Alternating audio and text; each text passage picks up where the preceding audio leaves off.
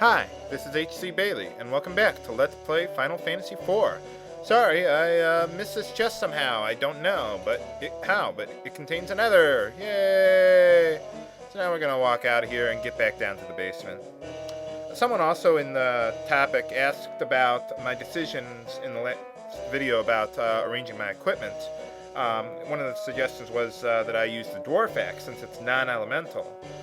There's some enemies that you'd be concerned about that with, but the Dwarf Axe has a lower base hit percentage, and also it lowers your agility, wisdom, and will stats, so I don't like using that at all.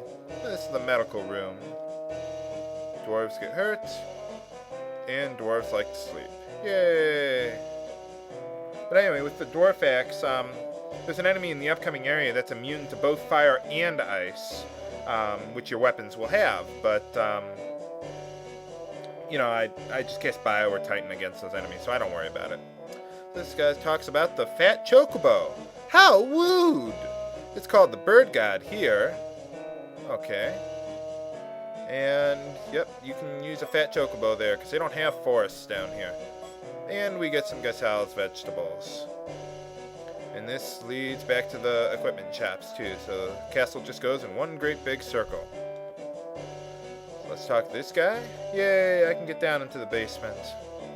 So another equipment suggestion someone made was giving the black belt robe to Rydia because of the vitality bonus and the extra defense, since she's so weak. And yeah, that's true, she doesn't have a whole lot of HP, but she's in the back row, and I think Yang could use it more since he's in the front row there, and he's going to take more damage despite having more HP. So it's a really nasty gun in the Tower of Babil. I have to watch out for that. But anyway, with the black belt robe, obviously Yang can better use the strength bonus than Rydia, and even when it becomes available to her, when you can get multiple black robes, I don't get it for her because I'd still prefer robes that increase her wisdom or will, since they both affect the damage output of her summons. So we just got 3 cottages back there, so that's good. You can get rid of your tents now. You don't need to hold on to them anymore. And yes, the monsters in the Underworld are strong, so I will go over those very shortly. But anyway, about the equipment suggestions, I don't, I appreciate suggestions. I mean, I don't know everything, but, if you have suggestions, feel free to let me know. I'm happy to take them. Golbez isn't in the Tower of Babil, but one of his 4 emperors, Rubicante or Rubicent, or however you want to pronounce it, is there, and he is very powerful. Probably a little tougher than Barbaricia, but you'll be stronger, so. And here's a dwarf that is, well, I caught him pretty quick. Their tank force will divert the giant gun. Okay, well that's good. That guy's pretty fast, like a chocobo. Take a swig of the Bacchus wine in the pot of life. No, it just restores your HP. Oh, I forgot to do something. I wanted to do something before I did that. Got the silver apple, and now we're going to give that to Rydia. It increases her HP to 666. Sorry if that offends anyone. And sort my items, and use the pot of life. So now that we got a ready source of HP and MP restoration for free, I think this is a good time to do a little bit more level grinding. It won't take very long. I'm just going to train Cecil up to level 34, and he's almost at level 31 already, so it'll only take, really 3 levels. Again, this isn't necessary. You can just blast your way through the game if you want, but, I think it's a good idea to do this level grinding to spread it out as much as possible so that, you're only spending like half hour, 45 minutes at a time, and it makes the game a lot easier, So I like doing it. So, I mean, it's not that much. I don't think I'm being overly demanding here. But anyway, the Underworld is very good for gaining experience. It's a lot better than the Tower of Zat. And the Tower of Babil isn't that much better, really, either. And you don't have access to the healing pot there. So just watch out for lizards or turtles of any kind. They're strong against fire, but weak against ice. Rydia's Ice 2 spell will be useful against them. Or she could cast Shiva if you're fighting in a larger group, like 3 of them at a time. So I'm going to just take a moment to rearrange my spells here.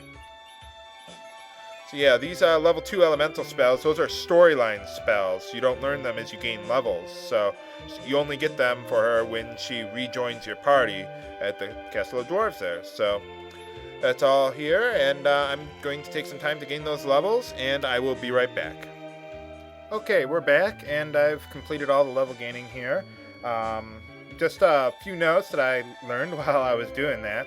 I equipped Yang with the Ice Claw, actually, because there's enough enemies that are weak to ice that it's actually worth it to equip that on him. Although if you're fighting non-elementals, you can equip the Fairy Claw, but it's not really necessary. And also, the enemies that I said were weak to ice, but strong against fire, they're not strong against fire, actually. Cain and Cecil's physical attack will be fine against them. And also, part of the reason why I have Cain in the front row there is because his physical attack is enough to kill a few of the enemies that you can run into down here. So I think it's worth it to keep him in the front row to do that than, use jump half the time, really. So leave him in the front row there. He's got more defense than Yang, so why not? As you can see by the timer there, it took me slightly over half hour, but half hour to do all the level grinding, and I think that's reasonably fair. So now I'm going to be heading to the Tower of Babil, and I'll demonstrate as many battles as I can, but I may have to edit out some of them, even if they're new battles. But there's nothing too hard about them, so. Let's head this way. Yeah, we head west. And north.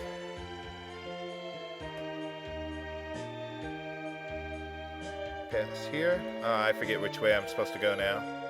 Sight! Now how Rosa is doing this in the Underworld, I don't know, but there we are. This way. Okay, here's a couple new enemies. Goblin Captains. They're pretty weak. You can kill them with their physical attacks. Magma Turtles are weak to ice. Just have Yang attack them and you'll be in good shape. Yay! And I'm getting lag. My computer's acting up. There we go. Stop lagging! There we go. Head up here. There's the tanks. And here's another new enemy, Armadillo.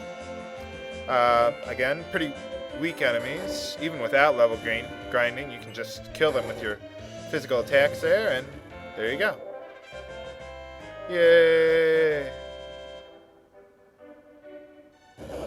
And they're all fighting each other, apparently. That must be the giant gun, or a gun. Okay, more fighting! And they'll distract each other there for a little while. Well, I got some time, why not? Let's do a little bit in the Tower of Babil here. Just like the Tower of Zad, apparently they have the same guy built it. And we get some ice arrows if you are using a bow and arrow, but I'm not. Okay, those were just some flame dogs that I was just fighting there. Same as you fought in the Tower of Zad, except there was a group of them, so they don't use their flame attack. So obviously Cecil and Cain's physical attacks would be useless against them. So I just skipped over to Radia's turn, casted Ice 2, and Zim Zam Zoom. So let's see, that's those two over here. Yes, another chest. Okay, let's keep going around here. Go under this arch to find an ether. So now we're going to take that door in the center there to the next floor.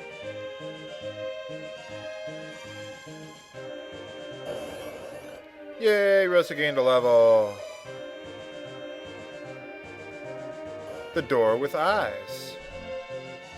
Okay, I think this is a good place to stop. So that's all for this episode of Let's Play Final Fantasy IV. Next time I will continue to go through the Tower of Babil and take back the crystals. This is H.C. Bailey signing off.